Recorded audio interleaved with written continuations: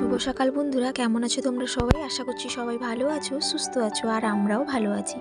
আমার আরও একটা নতুন ব্লগে তোমাদের সবাইকে স্বাগত জানাচ্ছি। তোমরা দেখছো Sangeeta kitchen with happy family. এই যে সকালে উঠে কিছু কাজকর্ম শেষ করে এখানে একটু লিকার চা বানাচ্ছি তোমাদের দাদা ভাইয়ের জন্য। ও পড়াতে গেছিলো, তো ওখান থেকে বললাম আসতে একটু লিকার চা করবো দেবো বলে। আর ও সকালে প্রতিদিনই মুড়ি খেয়ে টিউশন পড়াতে যায়, তো বললাম যে আজকে বাড়িতে যেহেতু আছি তো তার জন্য একটু লিকার চা খেয়ে যাও, তো তার জন্যই এসছে। আর এই যে তারপরে আমি একটু দুধ চা বানিয়ে নিচ্ছি। দুধ চা তো আমার ফেভারিট, সবাই জানো যারা আমার ব্লগগুলো দেখো। তো তোমাদের দাদাভাই বললো যে এই বিস্কিটে হবে না, তো আরও একটা দাও। আর এই বিস্কিটগুলো এমনই, যতই খাও না কেন মন ভরবে না, তো খুবই ভালো লাগে বিস্কিটগুলো। তো তার জন্য ওকে আরও একটা বিস্কিট দিয়ে আমি চাটা খেয়ে নিচ্ছি। আর ছেলে এখনও ওঠেনি। আর এই যে ছেলে ওঠার পর মুখ হাত ধুয়ে ব্রাশ করিয়ে দিয়েছিলাম। আর কর্নফ্লেক্সটা শেষ হয়ে গেছিলো, তো তার জন্য তার বাবা গতকাল রাত্রিতে নিয়ে এসছে, তো ওইটা খুলে দিয়ে দিচ্ছি। তারপরে আমি একটা কৌটোর মধ্যে ঢেলে রেখে দিব, না হলে হয়তো সেঁতলে যেতে পারে। আর এর মধ্যে একটু চকস গুঁড়ো করে দিচ্ছি। চকস গুঁড়োটা আমি সবসময় বানিয়ে রাখি, আর একটু মিশ্রি দিই, দিলে একটু টেস্টটা ভালো আসে, তাড়াতাড়ি খেয়ে নেয়।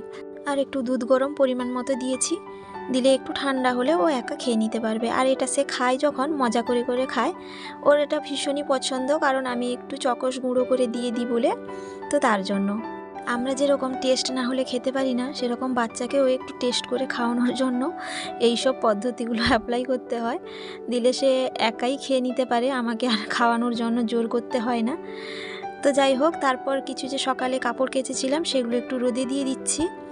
আর যেহেতু রবিবার সেহেতু একটু কাজটাও বেশি থাকে, যেহেতু সবসময় আমি বাড়িতে থাকি না, আলাদা কাজগুলো সেগুলো করতে হয়।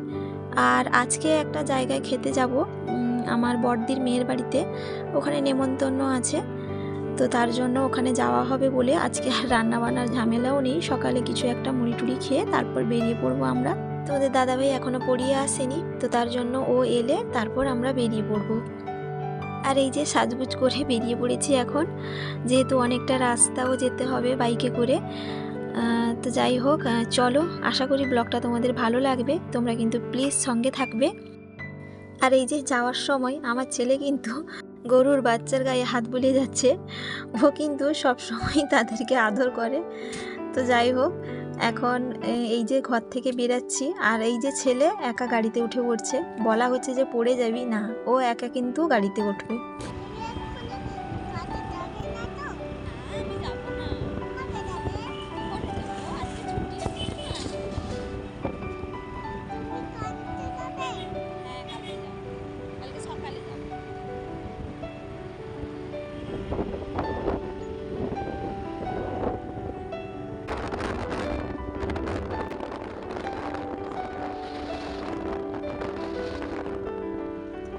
আর এই যে কিছুক্ষণ আসার পরে গাড়িতে তেল ভরা হচ্ছে, তোমাদের দাদাভাই বললো যে অনেকটা রাস্তা যাব, আবার ঘুরে আসবো, তেলটা মনে হচ্ছে কুলোবে না, তো তার জন্য ও বলল কি তেলটা নিয়ে নি, তার জন্য গাড়িতে তেলটা ভরে নেওয়া হচ্ছে। আর আজকে আমাদের ওখান থেকে মিষ্টি নেওয়া হয়নি, তো তার জন্য এখানে পৌঁছেই কিন্তু মিষ্টিটা নেওয়া হচ্ছে। আর মিষ্টি আনার পর আমার ছেলে বায়না করলো যে চকলেট নেবে, আর দোকান দেখলে তো আর বলতে হলো না, তো তার জন্য তোমাদের দাদাভাই চকলেট আনতে গেছে। আর এই যে ওনাদের বাড়িতে চলে এসেছিলাম, তো কিছুক্ষণ বসার পর খেতে বসে গেছি, আর অনেকেরও খাওয়া হয়ে গেছে প্রায়। আর এই যে খাওয়া দাওয়ার শেষে বাবা আর ছেলে মোবাইল দেখা হচ্ছে শুয়ে শুয়ে, অনেকটা পথ আসাও হয়েছে, পরিশ্রমও হয়েছে অনেকটা।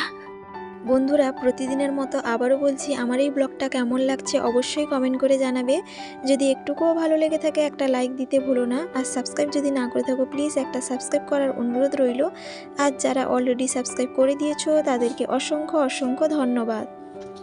আর এই যে দেখতে পাচ্ছ হাতের আঁকাগুলো, এগুলো কিন্তু আমার বড়দির মেয়েই এঁকেছে, বেশ ভালো লাগছে বলো, ভীষণই সুন্দর লাগছে। তো তার জন্য তোমাদের সঙ্গে একটু শেয়ার করে নিচ্ছি, তো ইচ্ছে হলো তোমাদের সঙ্গে শেয়ার করাটা, কারণ খুবই খুবই ভালো লাগছে, তো তার জন্য তোমাদেরকে একটু দেখিয়ে নিচ্ছি। আর কেমন লাগছে তোমরা কিন্তু অবশ্যই কমেন্ট করে জানাবে। আর তারপরে আমার ছেলেকে সোয়েটার পরাতে যাচ্ছিলাম, যেহেতু অনেকটা রাস্তা বাইকে যাব, ঠান্ডা লেগে যেতে পারে। কিন্তু ও সোয়েটারটা পরতে চাইছিল না, তো তার জন্য তাকে একটু জোর করে পরানোর চেষ্টা করছিলাম, কিন্তু ভুলবশত একটু দেওয়ালে লেগে গেছে, যেহেতু পাকার দেওয়াল। তো তার জন্য ওকে বরফ দেওয়া হচ্ছে, কিন্তু ও বরফটা ছেটে দিচ্ছে, নেবে না বলছে। তো যাই হোক, এখন আমরা বাড়ি চলে যাব। এই যে নিচে নেমে পড়ছি, সবার সঙ্গে দেখা করে নিয়েছি এখন। আর এই যে জাম্বুর সঙ্গে তার ব্যায়াম হচ্ছে, ওর সঙ্গে কিন্তু বন্ধুত্বটা এতটাই বেশি, যেন নিজের ভাইয়ের থেকেও বেশি। তারপর ওখান থেকে বেরিয়ে আসার পরে রাস্তার কাছে একটা পাথরের দোকান ছিল, তোমাদের দাদাভাই টাইলস দেখবে বলছিল।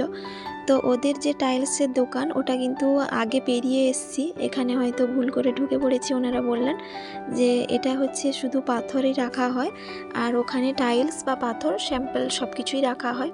তো তোমাদের দাদাভাই বললো যে আর ঘুরে যাব না, এখানেই যেটা আছে সেটা দেখবো, না হলে চলে যাব।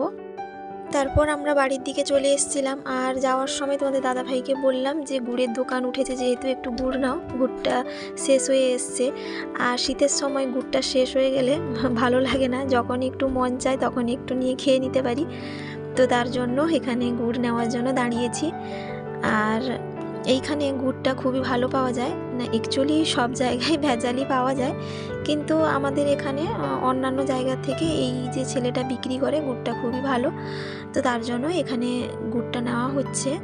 আর শীতের সময় গুড় দিয়ে পিঠে পায়েস যা কিছু করো না কেন, সেটা কিন্তু অমৃতের চেয়েও বেশি ভালো লাগে।